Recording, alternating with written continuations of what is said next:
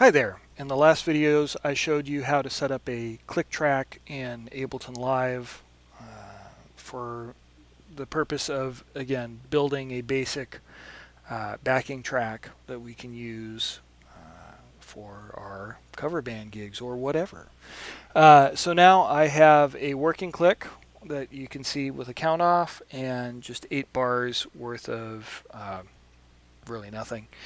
Next thing I do is bring in the song that I want to uh, cut up in Ableton. And the idea is this, that we'll have a count off that will be pretty much mostly in silence, actually should be completely in silence, um, from the backing track perspective. And then after those 2 bars, we'll hit our intro here, which will be the start of the song. And I'm going to divide up the song into its requisite sections, uh, as opposed to, say, the normal workflow in Pro Tools or whatever software of just letting the song go. The reason we're doing this in Ableton is so that we can vamp. Say if the singer doesn't come in or comes in the wrong place, or we want to change the key or the tempo or add another section on the fly, we can do that very easily here. Plus, it's a real great way to keep track of the arrangement, and that's kind of how what I use for a roadmap, as we're running these tracks. So, first things first, we did our click track. Next, I'm going to, I know the song is at 128. I believe it is. We'll find out very shortly. Actually, it might be 118, but it's all right. We're going to find that out when we drop this in. So I'm going to our Just Dance folder that we made, and I'll grab the original first. And the reason I do the original versus just dropping in the instrumental is that it's a lot easier for me to tell the beginnings and endings of the different sections if I've got the original track up. So let's see here. Ableton does a pretty good job on dance stuff. Oh, it turns out, you know what? I was wrong. It's 118 or 119. Looks pretty close to 119 here. So I'll change this to 119. Now notice that I drag and drop that into the intro scene because this is going to be silence, but we have to build that. We'll do that in just a little bit. So here I'll go back to the beginning, so I can kind of click and drag up and down in these, where the numbers are here in C. And like I said, Ableton does a pretty good job. If you want to get super into it, you can. Dance song like this, actually, I recommend a couple things. So it's probably fine the way it is, but if you go and you find the very beginning of the very first note, you can double click that, and this will actually put a little marker right here, which is great, transient marker. And we're going to say, even though you think it's right here where the song starts, we're going to control click, and we're going to go set 111 here. So we're going to say that's the very beginning, not whatever you detected over there. And I'm going to say, I think it's exactly 119. So if I right click on that marker again and go warp 119 beats per minute from here, boom. Now it just, it had put a bunch of markers there as it, tried to determine, the tempo, but this is a little bit more straight up. So typically on a dance song like this that was, done in Logic, something was very mechanical anyway, I can go here and I can actually look and see, it looks mostly, pretty good. Looks like the beats all kind of line up. Maybe a little early, a little late. I could probably even scoot this over a little bit. You see 118.99. And I do that, maybe do that in a couple different places in the song just so that it all kind of lines up. Because MP3s and, YouTube do some weird things. So that's probably fine. That'll probably be nice and locked for the for the process there. We can always go back and clean it up too. And by the way, this doesn't have to be perfect because we'll have to redo this for our instrumental. All right, let's go do a quick listen here, and we'll set up the form of the song.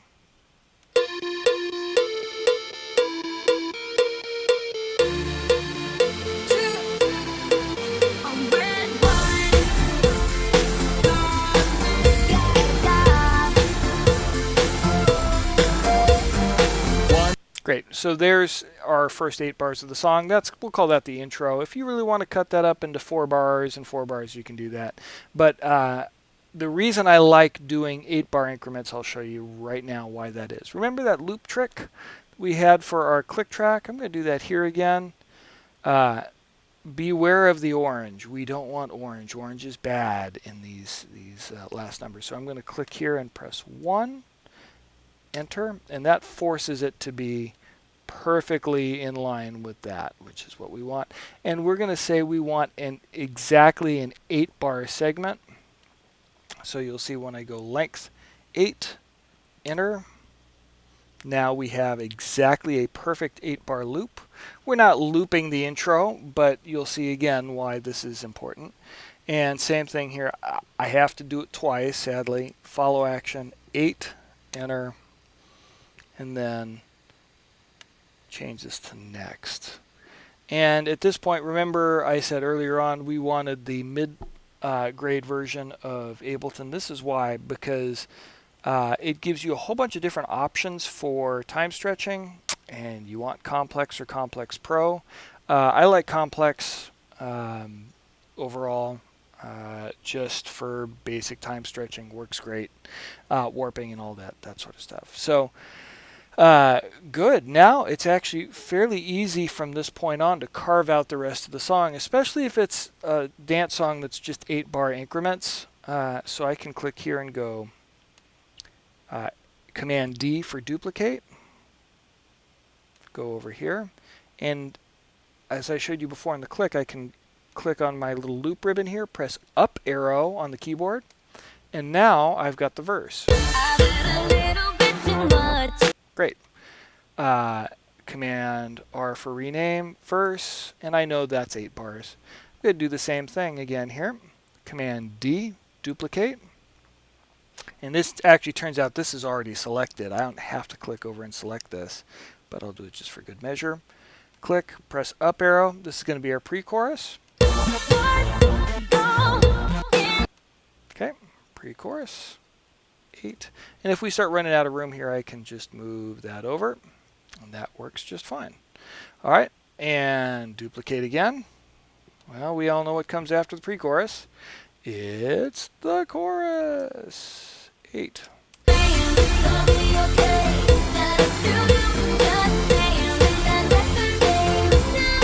So we have one little problem, which is that this actually has a little 1-bar break after that. So I need to extend this to, it's like a 9-bar phrase. So I'm going to rename that first so I know it's 9 bars. Now I have to do this in a couple places here. So I now need to make this a 9-bar loop. So I can do that by clicking and dragging that up or pressing 9. I don't like messing with the loop ribbon for that because sometimes it changes the start and we don't want to mess with that. Follow action, 9, enter. Oh, and also, by the way, we need to go to our click track and say this is going to be a 9-bar click, and with follow action 9. So that's why you want a Calvin Harris song that's just 8 bars, 8 bars, 8 bars, 8 bars the whole way.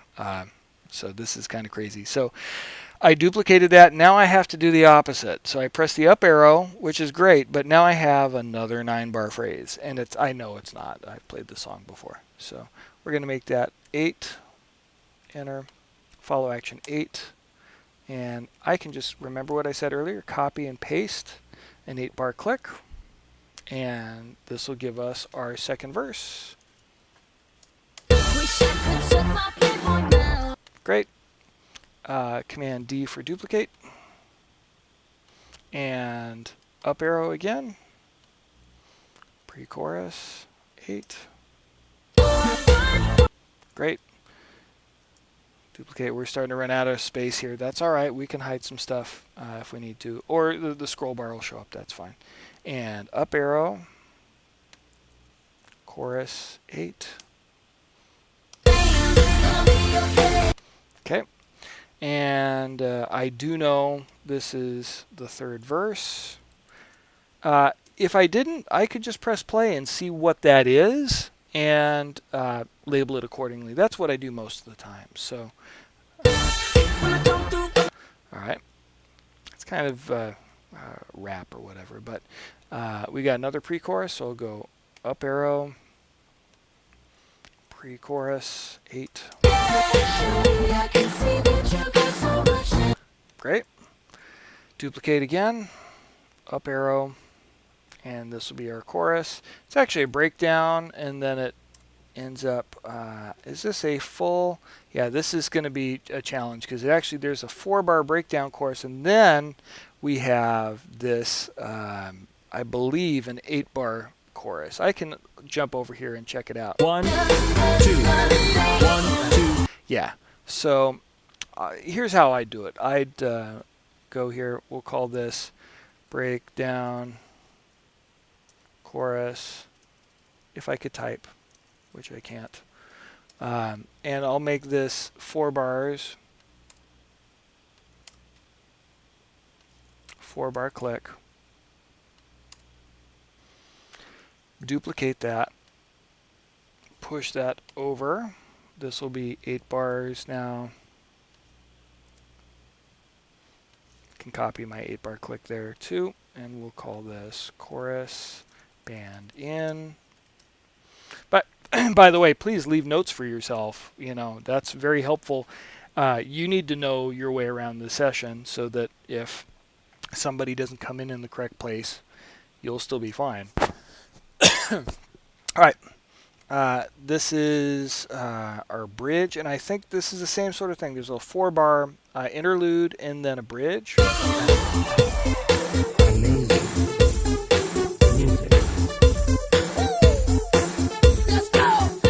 Yeah, so we have our bridge intro. I'll just call it 4-bar.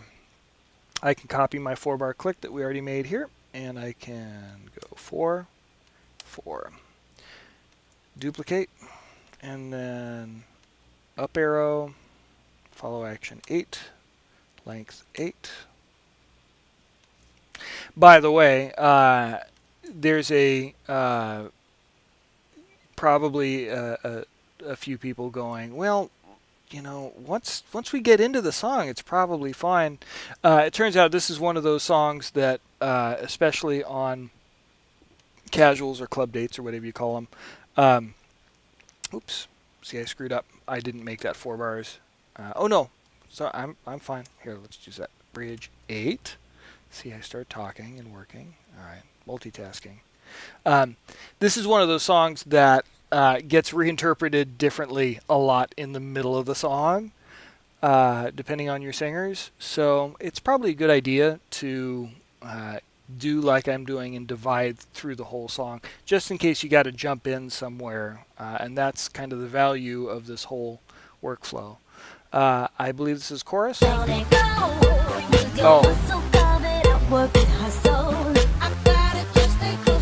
So we have two parts to the bridge. I used to go make a 16-bar bridge. I'm much more of a fan at this point. If I've got everything in 8s, let's just split it up into a first and second half. That's fine, especially if we need to change the arrangement later on. We're almost at the end, so we had the same thing that happened before, a 4-bar breakdown and an 8-bar bridge.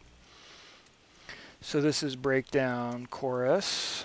By the way, if I knew it was exactly the same, I could probably just copy and paste these guys and be done with the song. But let's just do it full out and do it kind of the correct way just in case.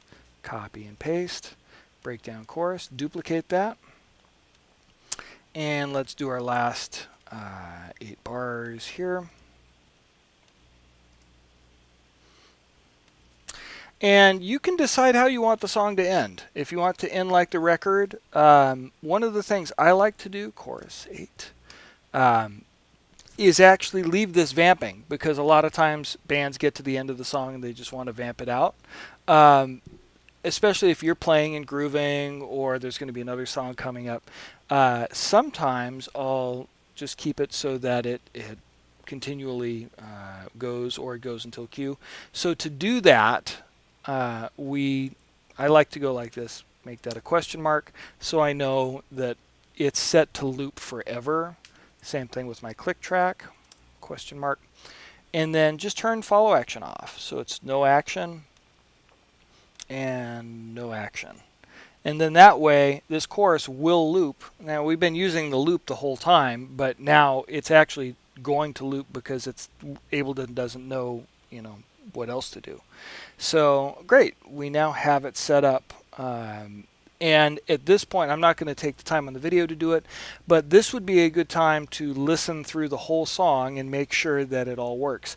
But before you do that, we need 2 bars of silence here, which we're not going to put in yet.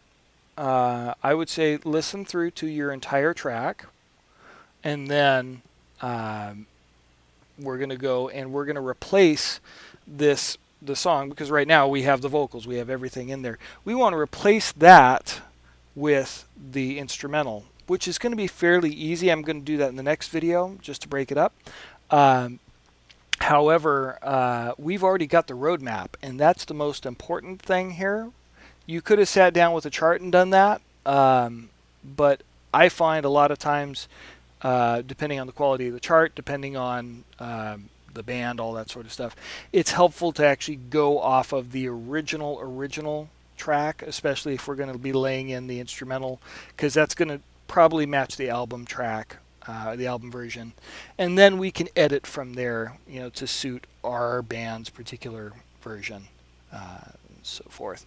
So now we've got our track set up where we can play, and it will play all the way through. Extra added bonus, at this point we can press play and change the tempo.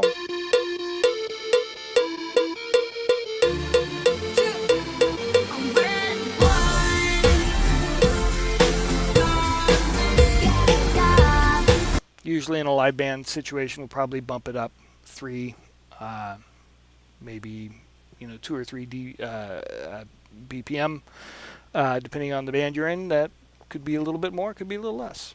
Next video, we're going to swap this out with the original album recording for the instrumental, and we're going to add our 2 bars of silence there, and we're going to save. So check out the next video.